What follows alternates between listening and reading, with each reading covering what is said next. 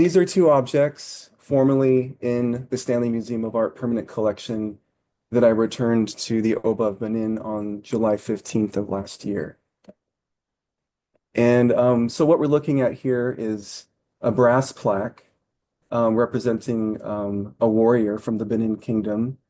The plaque is dated between the 16th and 17th century, and there are thousands of plaques like this around the world, almost all of which were discovered beneath the floor of the palace in 1897 when the British raided the Kingdom of Benin, looted the palace, and massacred many people within the kingdom.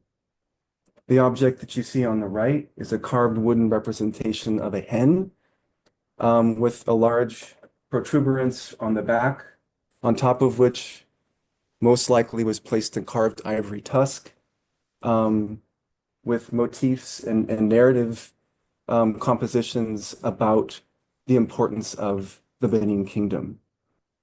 And it's dated prior to the invasion of 1897. It most likely would have been placed on an altar devoted to maternal ancestors within the Benin Kingdom, whereas this plaque, historically, there are descriptions and illustrated accounts of these brass plaques covering areas of the palace to actually provide a historical representation of the chronology of events within the Benin Kingdom, which traces its origins to the late 12th century. And we're talking about one of the most important kingdoms in Africa, if not the world, currently situated at Benin City, Edo State, and present-day Nigeria. I have permission specifically from the Oba of Benin to share these images with you. I don't use photographs of objects that were stolen from the Oba's palace to teach without the Oba's permission. And that's a personal position I have regarding the use of images to teach. I think it's important to consult directly with the family to use images of objects that were stolen from the palace. Many people don't do this. And so I ask you not to take photographs during my presentation today, although I know it's being recorded and will be reused in other classroom settings. I'm very adamant that I use images only with the Oba's permission. So what you see here is the comprehensive provenance associated with each of these objects. And by provenance, I mean ownership history.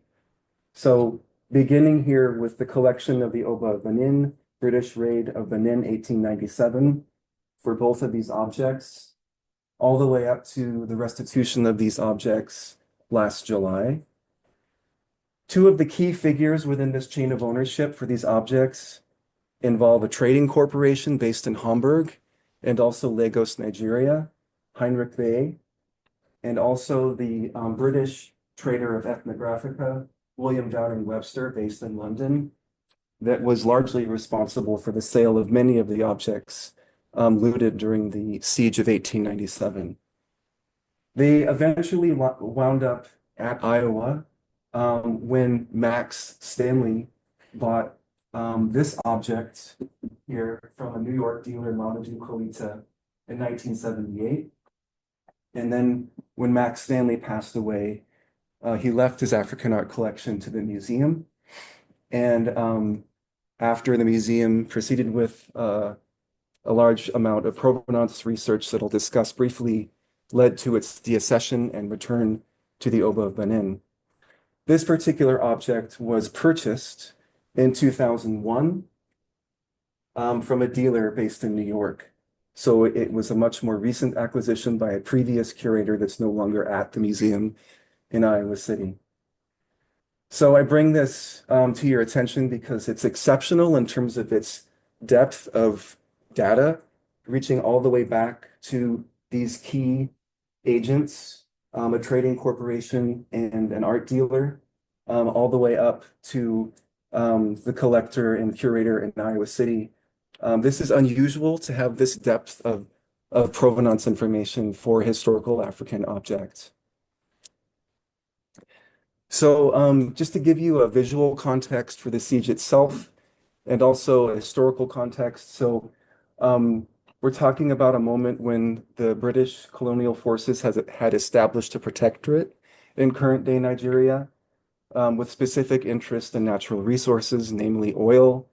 And at this point in the late 19th century, the British approached the palace requesting an audience with the Oba to discuss an agreement about the control of trade. And it happened to coincide with a ceremony, the Igwe Festival, during which outsiders were not welcome to attend or to witness the festivities. And so the British were told not to show up. They proceeded against the wishes of the Oba, and around 4 or 5 of those British officers were slaughtered by soldiers responsible for protecting the kingdom, as well as some of the assistants that accompanied those British officers. So in retaliation for that attack, the British showed up and laid waste to the kingdom, burned the palace to the ground, and stole just about everything they found within the royal treasury.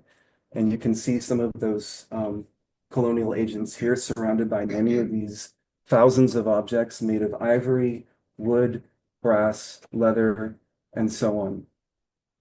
And you can see here many of the plaques that were discovered within the palace and taken back to London and auctioned off to both offset the military expedition and to fill the pockets of many of the individuals that were involved in the siege and the massacre. This event historically is commonly referred to as the British Punitive Expedition. I take exception to that, and many of my colleagues do, because it suggests that the Oba and the members of the royal court were being punished for something. The fact is that it was a massacre. I think it's more appropriate to call it a massacre and a siege because that's actually what took place. I also want to call your attention in this photograph to this object here, which is nearly identical to the one that I just showed you at the Stanley Museum of Art, this carved representation of a hen that is among the objects that you see here in this photograph. I obtained these photographs from digitized archives at Oxford. Here I'm sharing with you images of William Downing Webster, the dealer that originally sold the wooden hen. And you see here inscriptions on the hen, Benin CMS 316. That stands for Claude Maxwell Stanley. So Max Stanley preferred to use his name Max, although his first name was Claude. He had his own inventory of numbering the objects in his collection. So he numbered this object 316, and you see Webster's initials there with 1899.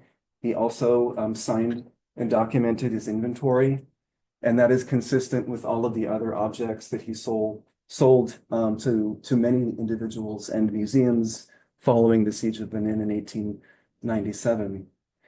I call your attention to this also because I want to emphasize the importance of close looking and advocating for the importance and the relevance of art historical methodology and provenance research. It requires you to look very carefully at the details of objects, not only to understand its stylistic composition, but also to discover any sort of inscriptions on objects that teach you about its ownership history. On the, the far right, I bring in a clip of the letterhead associated with the Heinrich Bay Trading Corporation from 1898, and a clip from Reuters in 1897 confirming representatives from Heinrich Bay immediately following the siege and witnessing the exile of Oba of Benin that was sent into exile after the siege of 1897. So sort of the smoking gun, so to speak, confirming the involvement of this individual and this trading corporation related to the objects that were in Iowa.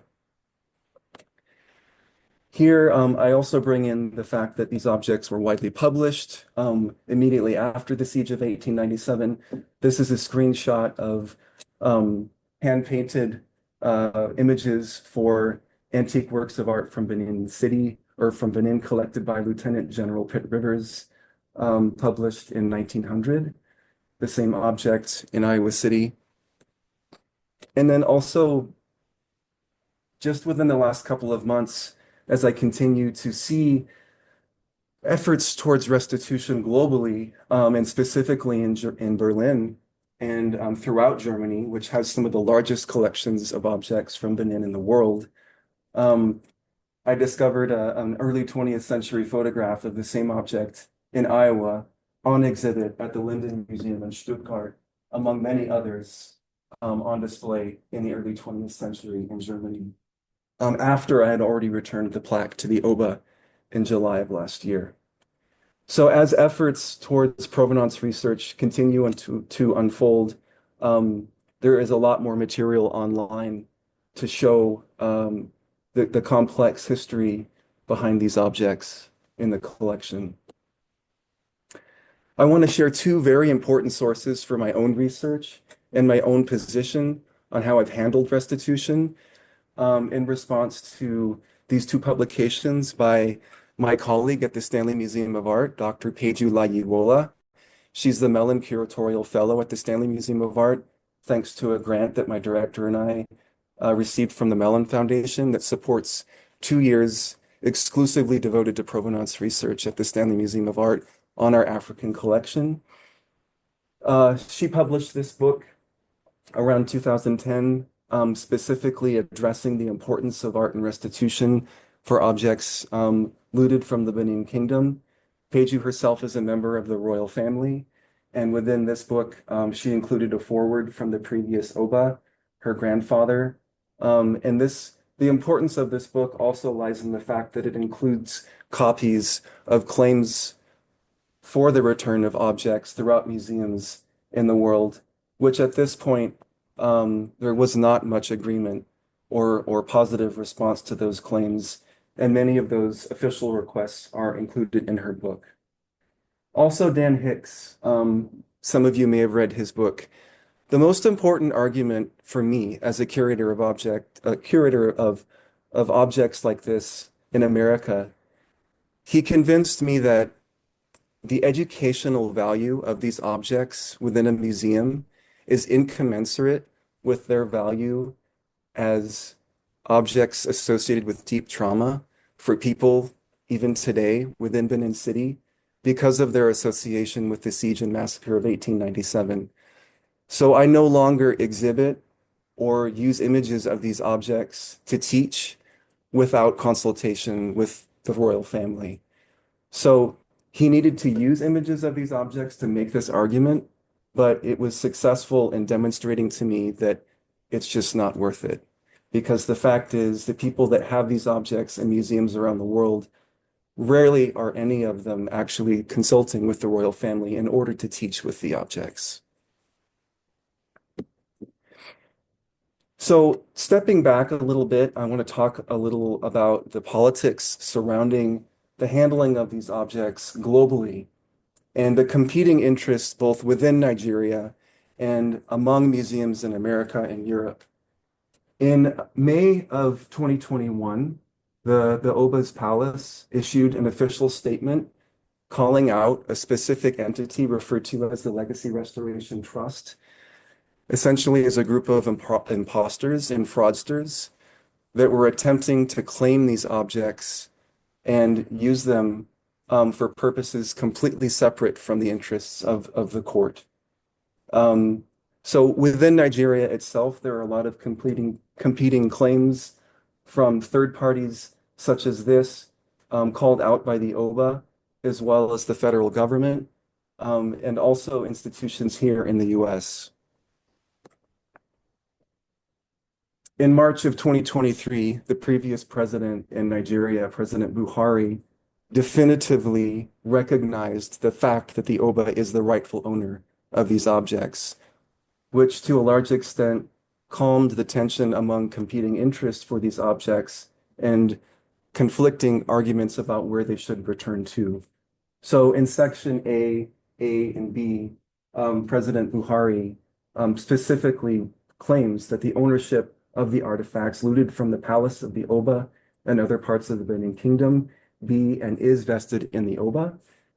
Custody of the repatriated artifacts shall from wherever and whenever they are brought to Nigeria be handed over to the Oba as the original owner and custodian of the culture, heritage, and tradition of the people of Benin Kingdom and Edo State of Nigeria.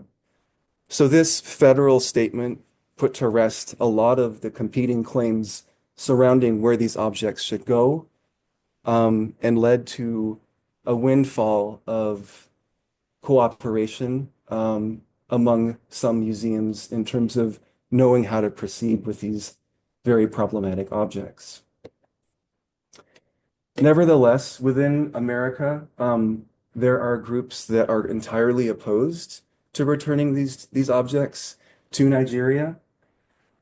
In October of last year, the U.S. Supreme Court declined to hear a case brought forth by the Restitution Study Group, which sued the Smithsonian in an attempt to prevent them from returning the objects to the Oba, because the Restitution Study Group believes that these objects belong throughout the world so that global Africa has access to them wherever they are. There are also some confusion within Nigeria about the way that European museums have engaged with the federal government, which until very recently has been at odds with the royal court in terms of exactly where ownership lies. One entity in particular that has a strong presence online is Digital Benin. This is a collaborative think tank involving curators, academics, museum directors, and private individuals that have reached out to museums around the world to collect an inventory of objects within museum collections. So there's a digital record and catalog of these objects in one centralized location. They reached out to the Stanley Museum of Art prior to launching their website and asked the Stanley Museum of Art to supply a checklist of all the objects there so they could include it in their website. So the first thing I did when I received this invitation was to check their advisory group and to confirm whether or not they were consulting with the royal family in this project. And at that time, there was representation among the court within their advisory group.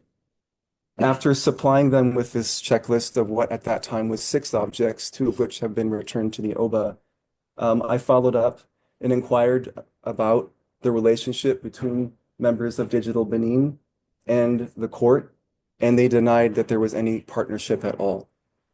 So unfortunately, this group has misled many museums, falsely advertising a partnership with the court that in fact does not exist.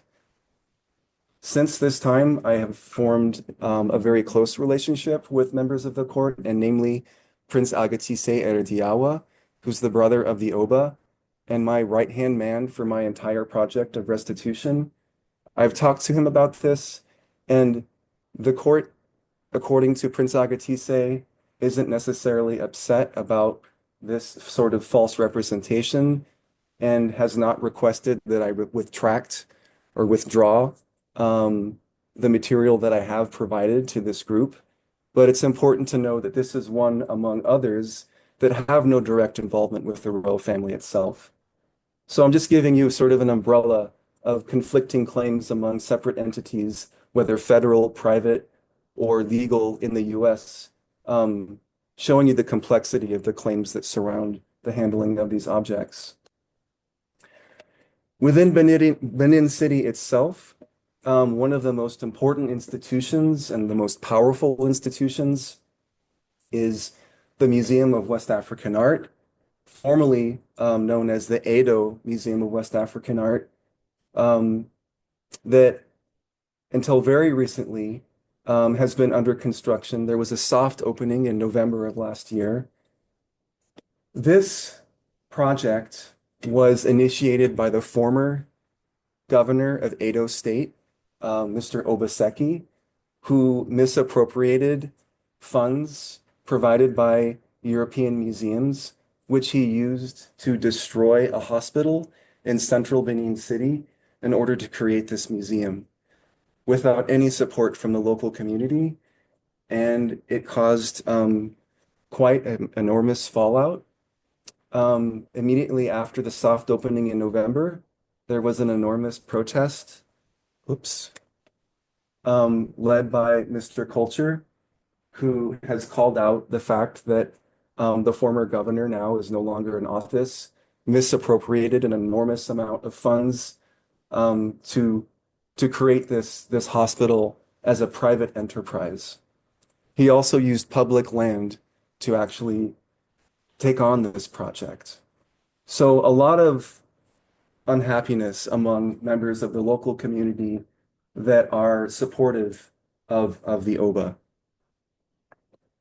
In the most recent round of elections, Governor Obaseki was sent out of office and I think is currently in exile in Chicago, and was widely criticized for his misappropriation of funds, his destruction of this hospital to create this museum, and his total lack of collaboration with the royal court. In recent events, during interviews, he is arguing that he demolished the hospital to build a better hospital, but there is absolutely no evidence to support that claim.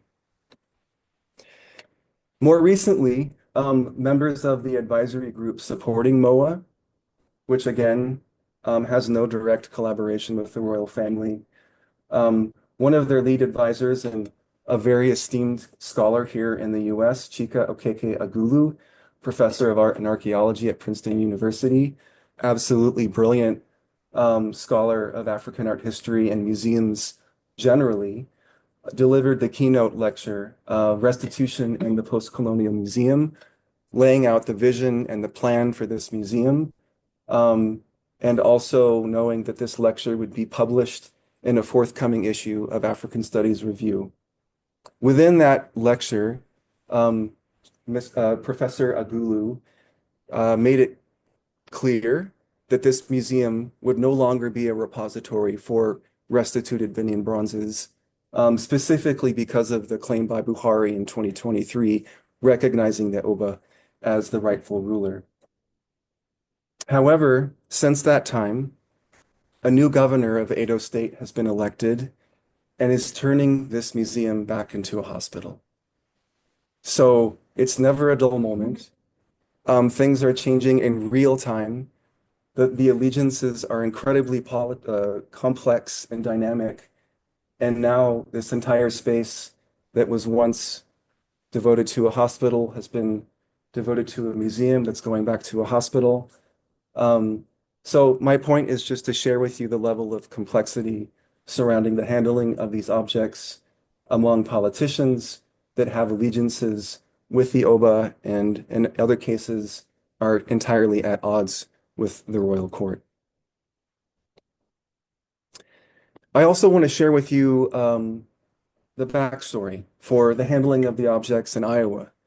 And working with my colleague, this is Dr. Peju Layuola, the last day before these objects left Iowa and traveled with both of us personally to Nigeria to return to the Oba. This was a very personal experience for Dr. Layuola as a member of the royal family, having that personal connection that I could never bring to this project as a white American from the Pacific Northwest. So being able to work with her on this was an extraordinary opportunity to see objects return to her own family. Beyond the context of, ethics and law, this was a deeply personal project for my colleague, Dr. Layuola.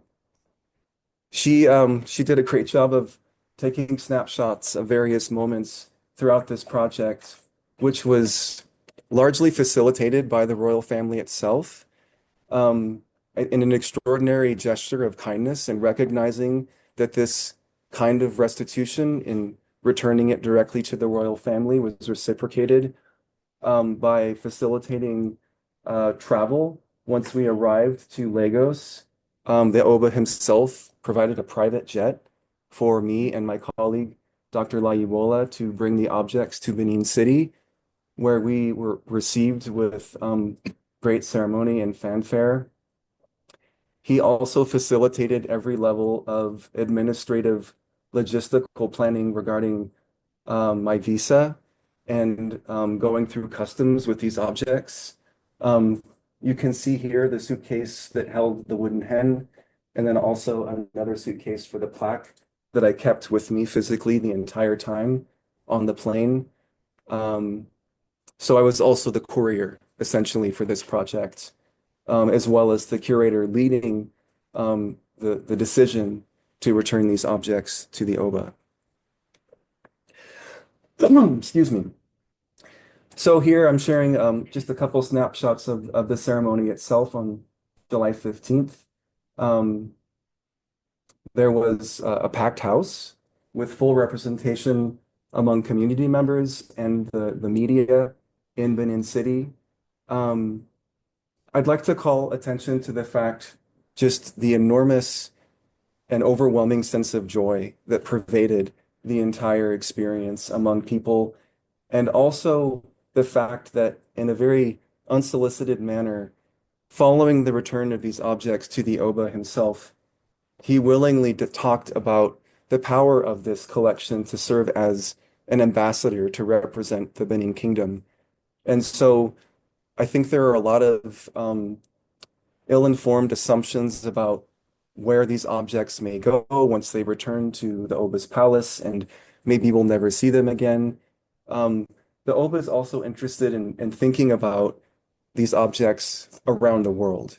Um, and I never showed up with any sort of expectations or conditions for the objects that were returned. But in an address following the return, he talked about the value of using this collection in sort of an ambassadorial capacity. Immediately following the return within the palace proper, the same objects were removed out into the courtyard and led into the Queen Wives chamber, where they were able to see these objects. That was a space I was not allowed to enter. It was restricted to women alone. And so that was something facilitated by my colleague, Dr. Layuola.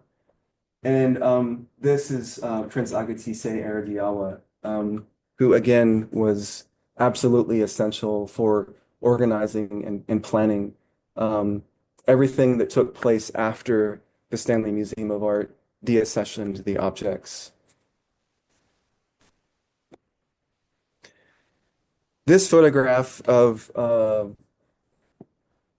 multiple folks involved in the restitution, including members of the National Commission for Museum and Monuments, and also family members that read poetry during the restitution ceremony, is representative of a very current and future collaboration among all parties involved that has not been there before. The previous director of the National Commission for Museums and Monuments was among those that was very much in conflict with the Oba in terms of, ownership. He was of the opinion that the objects should be owned by the federal government rather than the Oba himself. And the current director, in fact, is a close friend of the Oba. And so just within the last few months, there's been a very positive, respectful, collaborative relationship between the court and the federal government because of the new director, Olubile Holloway. So the NCMM, the National Commission for Museums and Monuments, of course, supported by the federal government, was present at the restitution ceremony. And so they're important now because of the allegiance they have with the Oba and moving ahead. Just to bring in some of the media surrounding the event, it received wide representation through media in America and also in West Africa. And again, because of this unprecedented way of going straight to the royal family rather than the government,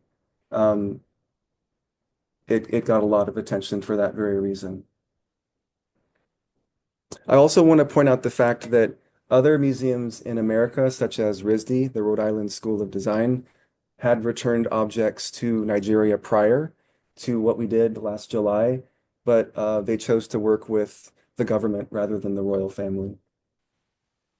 Concluding my presentation today, I'd like to share the most recent turn of events surrounding these interested parties and handling the future of these objects around the world.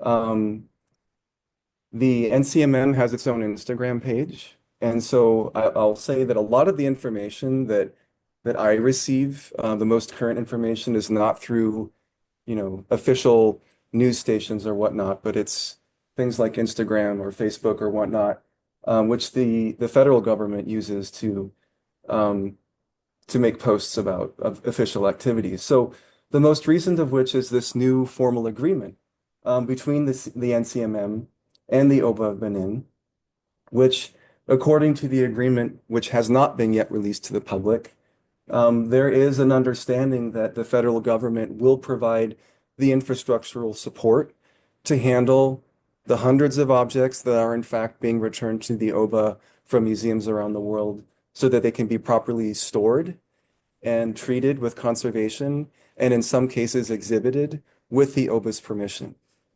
So this is something that has just very recently taken place this month. Not having read the agreement in detail, I've yet to fully understand the full ramifications of the agreement, but knowing about the close friendship between Olubile Holloway and the Oba of Benin, it seems like a very positive relationship moving ahead. And after having spoken with Prince Agatise about this personally last week, he's very positive about the partnership because there is a newfound respect for the authority that the Oba has in reclaiming objects that were robbed from the palace in 1897. So, in conclusion, I want to just again advocate for the value of close looking as an art historical methodology, the kind of close looking that allows me to learn about the history of an object that you can't acquire just by reading about the history. Objects matter, close looking also matters, and it aids significantly in the kind of provenance research that leads to historic events like this. Thank you very much.